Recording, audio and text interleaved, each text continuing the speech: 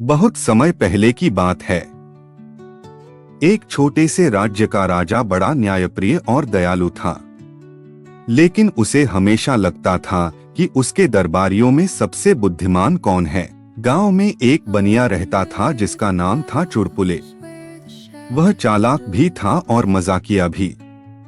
गांव में लोग कहते थे, चुड़पुले से बचकर रहना, उसकी अक्ल के आगे बड़े बड़े हार जाते हैं। एक दिन राजा ने सोचा, चुड़पुले को दरबार में बुलाना चाहिए, देखें इसकी अक्ल कितनी तेज है। पहला प्रसंग, राजा ने दरबार में चुड़पुले को बुलाया और पूछा, अगर तुम्हें आधा राज्य और आधा खजाना दिया जाए तो क्या करोगे? चुड़पुले मुस्कुराया और बोला, महाराज, आधा खजाना लेकर मैं आपको ही दोगुना करके लौटा दूंगा और आधा राज्य लेकर आपकी सेवा करूंगा। इस तरह पूरा राज्य और पूरा खजाना अंत में आपका ही रहेगा।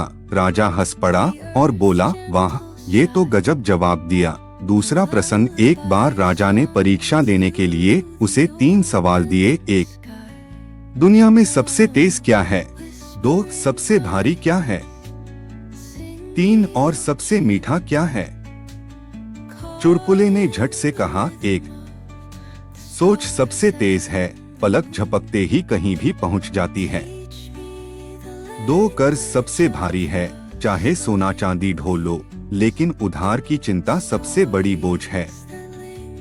3, सच्चा बोल सबसे मीठा है, जो दिल को सुकून देता है। राजा चकित रह गया। तीसरा प्रसंग, राजा ने आखिरी परीक्षा ली। उसने चुड़पुले से कहा, अगर मैं तुम्हें सजा दूं कि तुम्हें कल सुबह फांसी दी जाएगी तो तुम क्या करोगे? चुड़पुले हंसकर बोला, महाराज, अगर मुझे कल फांसी देनी ही है तो आज मुझे राजमहल में दावत खाने का मौका दे दीजिए। पेट भरकर खाऊंगा ताकि कल की फांसी भी यादगार बने। यह सुनकर पूरा दरबार ठहाकों से गूंज उठा।